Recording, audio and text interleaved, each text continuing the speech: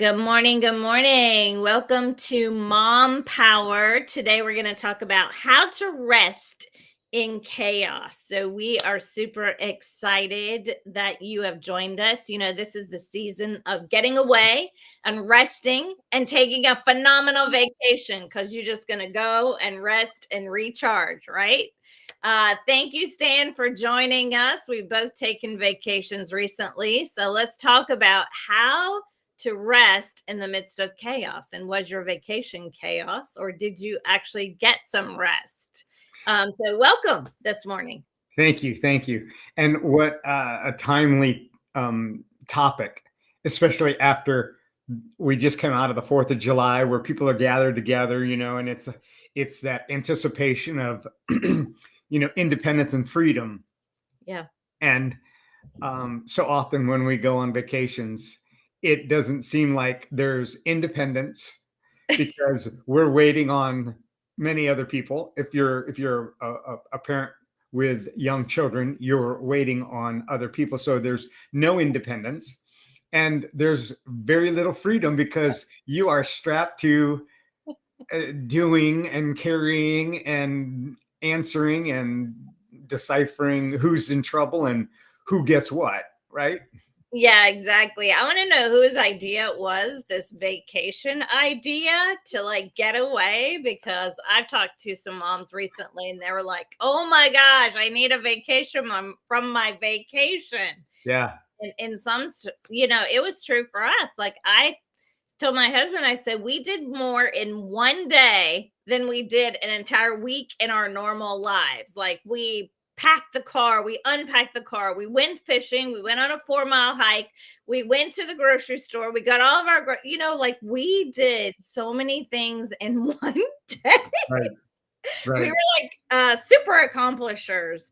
So every day was like that for us. And I got home and I was like, wow, that was like not resting, relaxing. We accomplished a lot. Like I actually wrote a huge list of everything we accomplished. Like we went and visited multiple friends, we did all this stuff.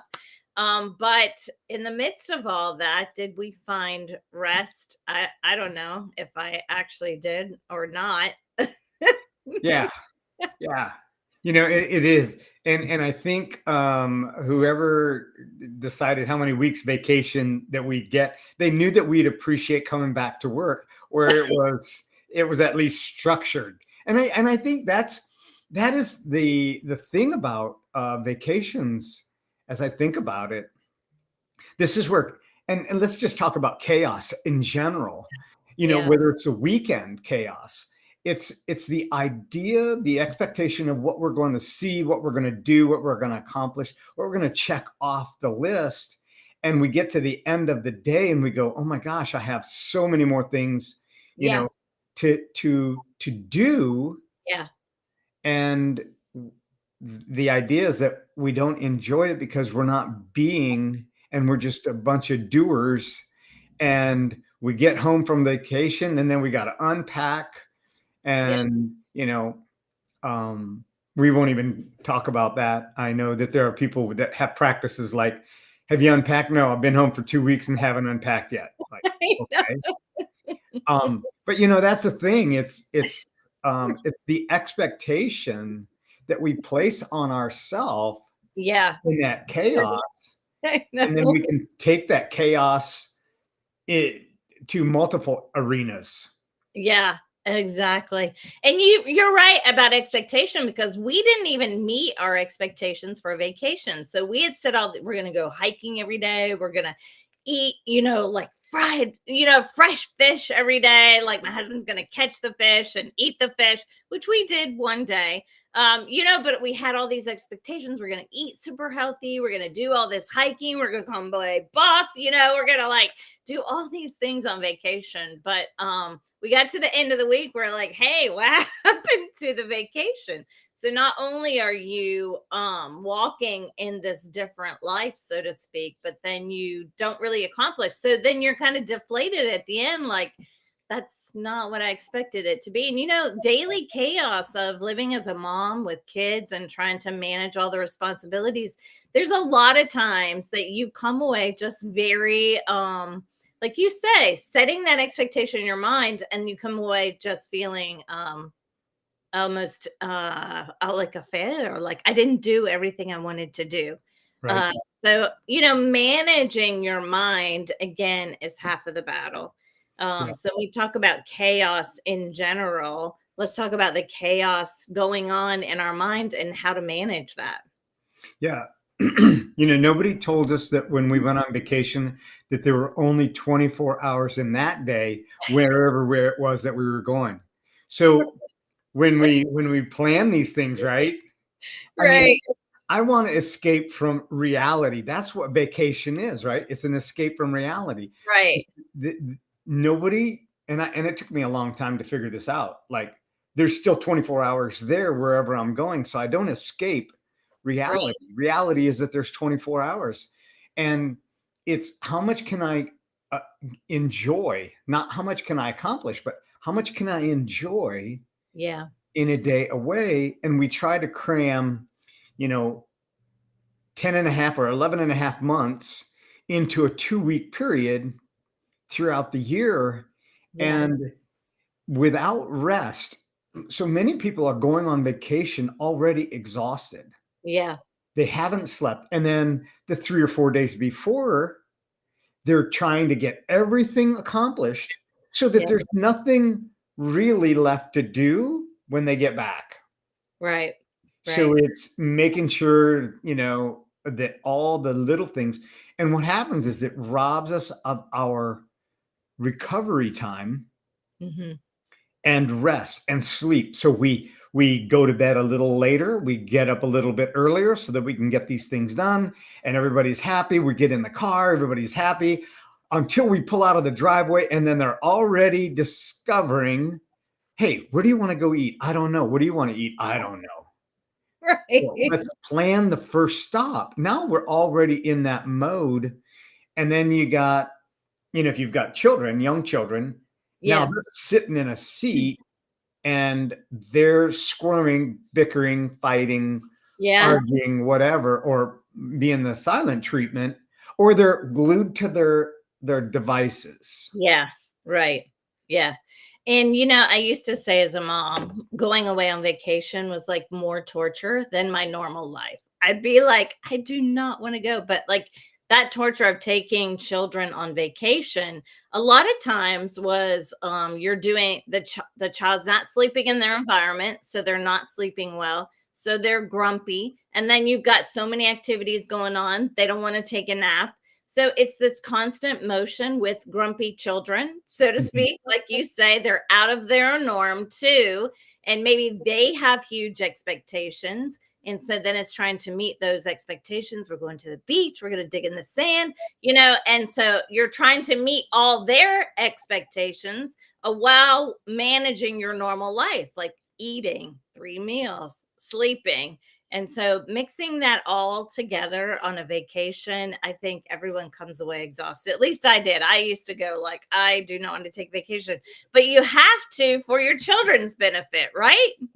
Yeah, it's changing the environment, and it's appreciating that fact. And I don't mean appreciate, the chaos, but I do mean appreciate the idea that when you're going to a different environment, you're not guaranteed a cushy bed. I mean, how many times have I gone to a hotel or a beachfront, Yeah, and I did not take my pillow because it just was not something that I could just pack right. in my suitcase because I had too much that I was taking already.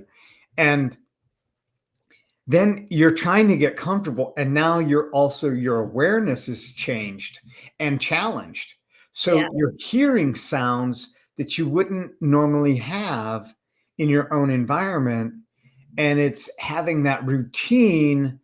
And there's where the physiology and the psychology of rest really take place. yeah, yeah, And getting adequate rest, getting adequate downtime, and really recovery time in our sleep is so vitally important, not only for our immune system, but our brain decompressing, our physiology, and our psychology. yeah, Yeah. absolutely.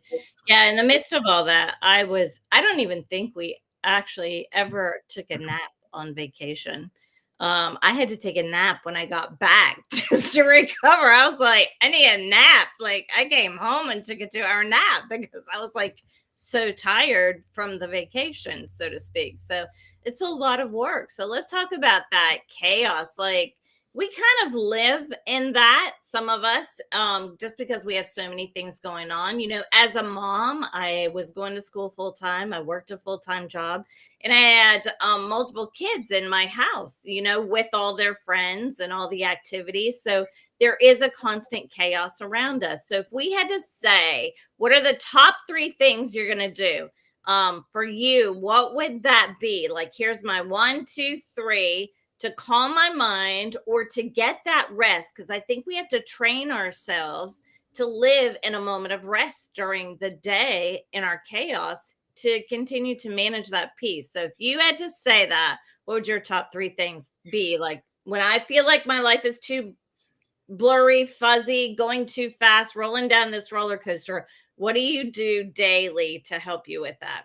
I take a quick walk. I really do. Yeah, good. So I leave my environment because my environment is controlling. It is dictating to me. And if I stay in that environment, just try to work through it. It's kind of like working through pain. That's kind of a dumb idea to work through pain. And the reason I say that is as I work with people with physical pain and they say, I'm just going to work through it. And I go, no, don't work through it. That's your body telling you that you need to stop and just take an account. And so I would say take a 5-minute walk. Yeah, And if you can, if it's possible, in every 25 to 30 minutes, get up, yeah, move your body, change the chemistry that's taking place in your body. As you move, as your body moves, your brain grooves. yeah, And that's a real thing. So if you're focused on one area, you're going to hyper focus and you're going to just focus on that. And the problem is not going to go away. But if I get a different view of it, if I change the way that I look at things, the things that I look at will change. yeah, So it is, and then taking time to breathe. So there's a very, very simple breath practice that you can do.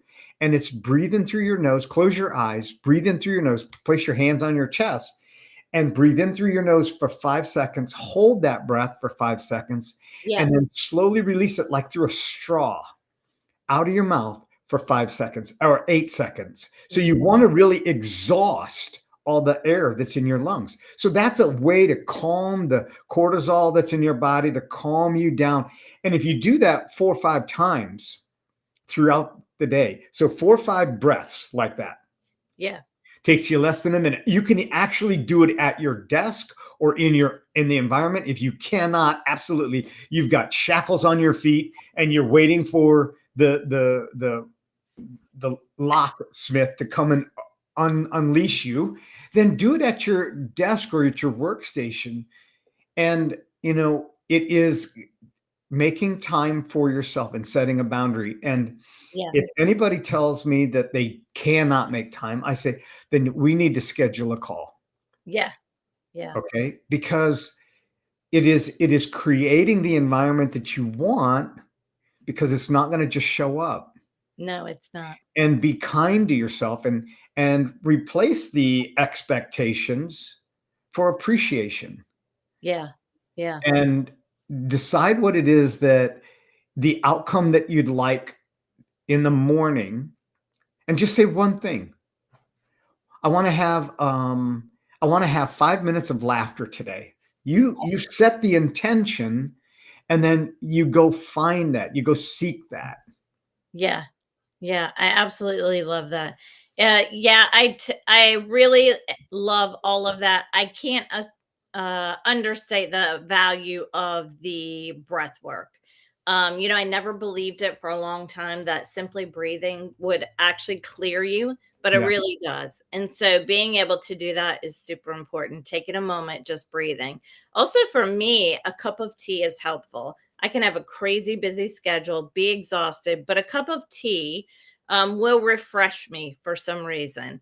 So a cup of tea usually can help also kind of rejuvenate in the middle of the afternoon, or just help me be more peaceful in the evening, especially chamomile at night, just kind of detoxing from the day, so to speak. So that's always a helpful one for me.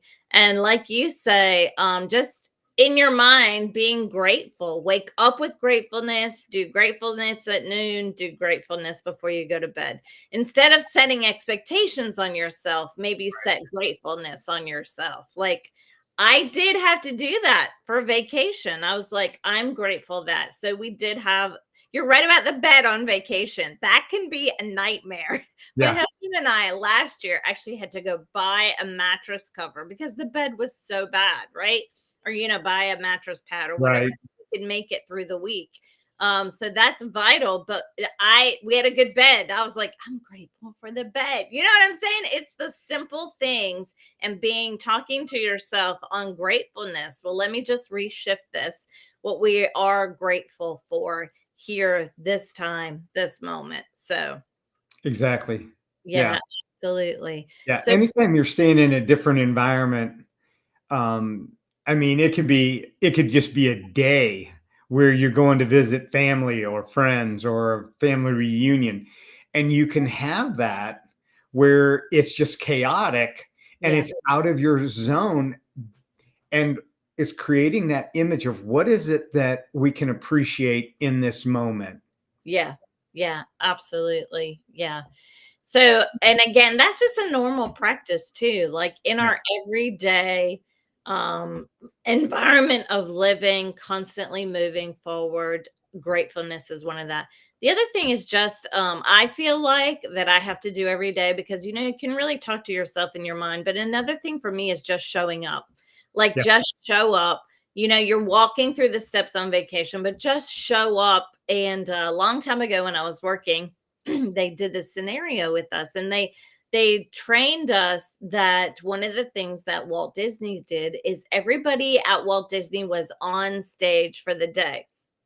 So as a teacher, they were saying when you come into the classroom, you're like on stage for the day. Like everything's happy, everything's rosy, like just be in this positive environment. Just like Disney creates this atmosphere of positivity, joy, happiness all day. Like train yourself to be on all day. And so I kind of lived, but in some sense, you can train yourself for a lifestyle of gratefulness, for a Mhm. lifestyle of joy. So you're not on, but you're training yourself into this natural lifestyle of, okay, I'm going to wake up and be grateful. I'm going to wake up and show up with a positive mentality. I'm going to wake up and show up and be on today as my best self, serving in a spirit of excellence today. So you can actually frame yourself to kind of work in that zone. So I know you're extremely positive, extremely. How did you train yourself to do that, to live like in that zone? Well, I wasn't smart enough to know that I should be unhappy. That's a good one. Okay. So I just looked for, I mean, I grew up a colorful life and it was a tough childhood. And so when I left the house, I wanted to offer other people what I had hoped that I was getting. And I didn't even understand the psychology. Yeah. And when I could become that strategist, now I have to work on myself now as I'm older and I've been trained and I've been indoctrinated.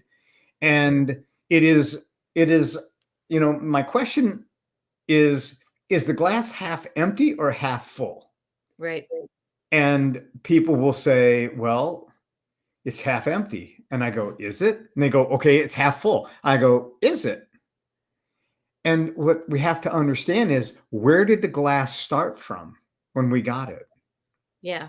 So if it's half full and we got it when it was empty, to appreciate how much we put into it.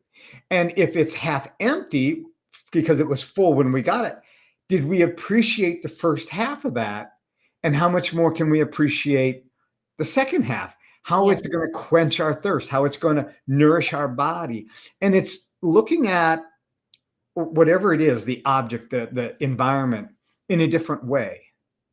And that's just really how I really focus my energy towards.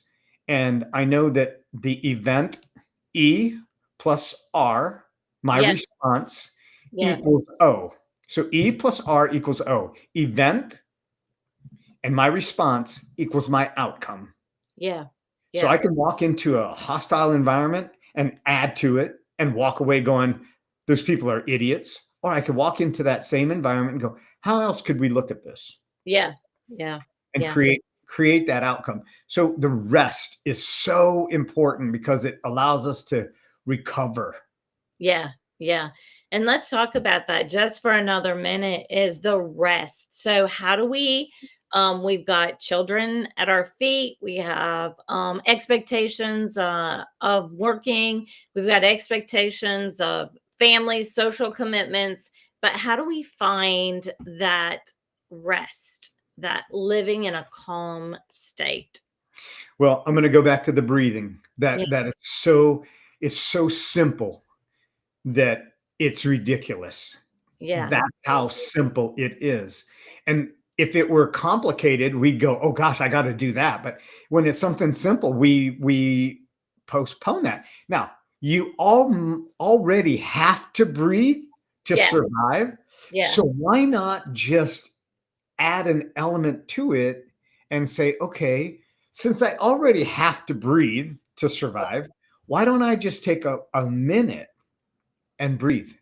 yeah. And Absolutely. and if it's possible, if it's at all possible, the kids go down, you know, your husband comes home or whatever, if you can just take, hey, I need 10 minutes and go and lay down, Yeah, door shut, off limits, unless the house is on fire, off limits, yeah, close your eyes and listen to something that's calming.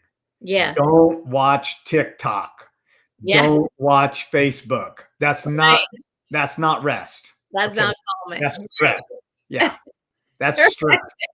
I love that because I do think one time this guy said to me, he's like, he was an older gentleman, but he's like, a 5 minute power nap can change my day. And I believe that's true. Like, It if is. you take 5 minutes, you don't have to nap 5 to 10 minutes. It really can Yeah. recharge the rest of your day. I'm a Yeah. big advocate for that. I just need 20 minutes. I'm just going to rest my eyes here for a minute. And it really can totally recharge your day. Absolutely. You know, that's and I'll bring this last point up, but there is a study that shows that if your feet are elevated up above, so you know the proverbial thought, the proverbial picture that where the executive was sitting in his chair and his feet were up on the desk, right? Yeah. There's an actual science behind that. So with the feet being elevated, it allows the pressure to be released. Wow. And so having your feet up takes that pressure off your feet and actually recharges your body. So Yeah. it's a simple thing. If even if you're just sitting on a chair, Yeah. bring something, put it up to prop your legs up to where they're even with your knees or just above, Yeah. and recline just a little bit. Yeah. And watch what difference it can do for the blood flow in your body and how that recharges your life. Yeah. I absolutely love it. Yeah. Great conversation. So I hope everyone has had or is having a fantastic vacation season. I encourage you to manage your expectations on vacation. Don't expect too much rest because typically it never happens, but manage your expectations of just learning to find peace, to find that rest in the midst of your chaos, so to speak, your daily living experiences. There's power I encourage you to start the breathing. If you don't do anything else, just Right. take a moment this week and really try the breathing exercise. There's all kinds of apps nowadays that you can get that will just walk you through minute exercises, which are hugely important. So, final words from you, Stan. Just apply one or two of the things that we've shared today. Do it Right. for a week and join us next week. Put your comments in the chat. If Yep. you've enjoyed this, then like it, share it, leave a comment. How can we answer some of your questions? Yeah. And what are your results that you're getting out of applying these simple steps? Remember, small hinges move big doors. That's exactly right. Good, good, good. Yes, small daily practices will make a huge impact in the quality Yep. of your life. So important. All right. Have a wonderful week. We will see you next week. And thanks for joining us. Again, we'll see you soon.